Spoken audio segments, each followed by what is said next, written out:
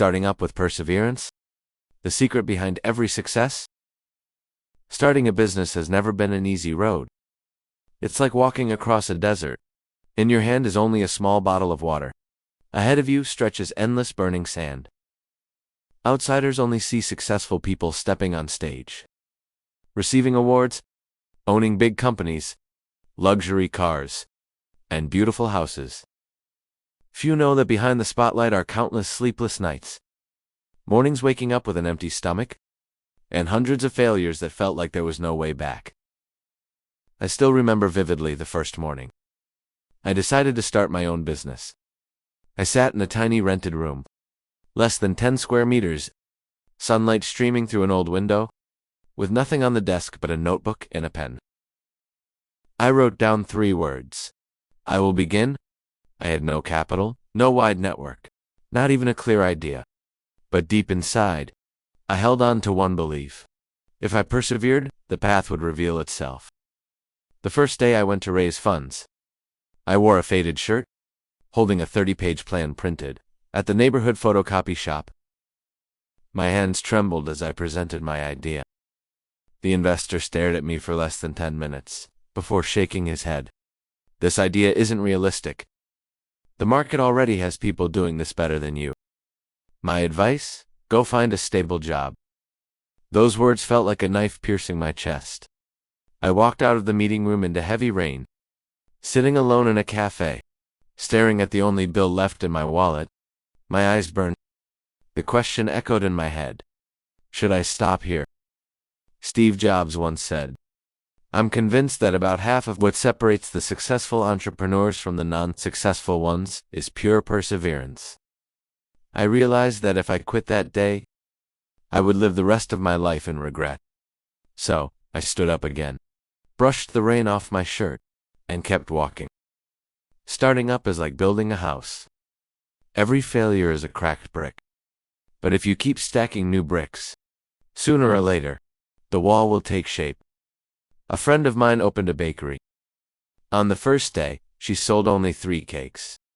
She cried when closing the shop that night. The next morning, she opened again. A week later, sales were still just a handful of cakes. But she didn't give up. Today, she sells 300 cakes a day. Her secret wasn't a special recipe or some brilliant marketing strategy. It was simply perseverance. Thomas Edison failed over 1,000 times before inventing the light bulb. When asked why he didn't give up, he answered, I have not failed. I've just found 10,000 ways that won't work. People only see the bright light of the bulb. But to reach that moment, Edison paid with thousands of weary nights, calloused hands, and unshakable perseverance. I too once fell into the trap of seeking recognition. There was a time I worked day and night, not to build real value, but just to hear a compliment. I chased admiration, but the more I proved myself, the emptier I felt. When my first project appeared in the newspaper, I was overjoyed. But days later, when the spotlight faded, I found myself back in my small, lonely room. That's when I realized, recognition from others cannot sustain your dream. Brené Brown once said, authenticity is the daily practice of letting go of who we think we're supposed to be and embracing who we are. When we live authentically, we no longer wear masks. We no longer need to prove. And in that authenticity, we find freedom and strength. One of the biggest lessons I learned is this: confidence does not come from others believing in you, but from keeping promises to yourself. The day I promised to wake up at 5 a.m. to rewrite my plan, I woke up on time. The day I promised to make 20 cold calls, I made them all. Every small promise I kept with myself grew my belief a little more. Gradually, confidence was built. Franklin D. Roosevelt once said, the only thing we have to fear is fear itself. Confidence is not the absence of fear. It is walking forward even while fear is still there. Starting up also means embracing change. Many times, I had to pivot, abandon one idea, to move to another. Each shift felt like a cut to the heart, but without change, I would have drowned long ago. Steve Jobs once said, "You can't connect the dots looking forward. You can only connect them looking backward." Every failure, every pivot, felt meaningless at the time. But looking back, I realized they were all necessary dots to draw the picture of today. Starting up is not just a story of profits or products, it is a story of people. I realized this when I had my first employees. My responsibility was no longer just to myself. Every decision I made affected their family's dinner table. Many nights, I couldn't sleep, not from worrying about me, but from thinking about the trust in their eyes. Once an employee who had been with me from day one came to resign. He said, "I can't continue anymore. I'm afraid for my future." I nodded, forcing a smile. But when he left, I sat in the dim office, feeling the world abandon me. I thought, maybe I'm not good enough to lead anyone. Yet, the next morning, I walked into the office and saw the others still waiting for me. And I knew I was not allowed to quit. Perseverance kept me going through my hardest days. Winston Churchill once said, "Success is not final, failure is not fatal. It is the courage to continue that counts." And I realized, starting up is a long journey, where courage and perseverance matter more than any strategy. Later, I learned something greater. Starting up is not just about making money, but about creating value and contributing. One day, I met an old friend. He was a doctor. Instead of chasing a high-paying job in the city, he returned home to open a small clinic. He told me, "Money can be made anywhere. But what makes me happy is helping dozens of people each day, making them healthier, giving them hope." His words struck me deeply. I realized my business, too, needed a soul, love and contribution. If I only chased profit, one day I would burn out. But if I saw my work truly helping someone, bringing joy, convenience, or opportunity, I would find the strength to keep going. Gandhi once said, "The best way to find yourself is to lose yourself in the service of others." And I believe that.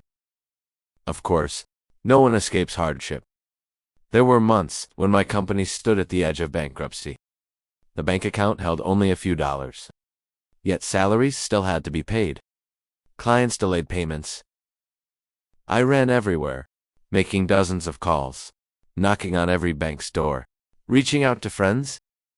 At night, I sat alone in the office, listening to the ticking clock, drowning in despair. But then I remembered Edison's story, failing over 1,000 times, and never giving up. I told myself, as long as I have breath, as long as I hold on to faith, I still have a path forward. And so, I continued. Adversity is the greatest teacher. It teaches endurance, creativity, and humility. Once a client betrayed me, took a major contract and refused to pay. I lost nearly everything. That day, I thought it was the end. But years later, I realized that fall taught me risk management, tighter contracts, and wiser partner choices. Without that fall, I would never have grown. Aristotle once said, "We are what we repeatedly do." Excellence, then, is not an act, but a habit. And I understood. Perseverance in small daily habits was what saved me through the storm. Looking back over the years, I see. Perseverance gave me strength. Authenticity gave me freedom. Gratitude opened my heart. Confidence built my foundation. Change led to growth. Love and contribution gave me meaning. Hardship gave me wisdom. Jim Rohn once said, "Either you run the day, or the day runs you." Starting up with perseverance means daring to run the day. Daring to sow seeds daily. Daring to walk in storms. Daring to rise after failure. And those tiny seeds will one day grow into a forest of tomorrow. Each of our lives, whatever path we choose, is a blueprint. And you are the architect of that blueprint. Remember, every morning you wake up on time is a brick for the future. Every promise you keep to yourself is a bridge of confidence. Every time you live true to your values, you sow seeds of freedom. Every step you take, despite fear, brings you closer to your dream.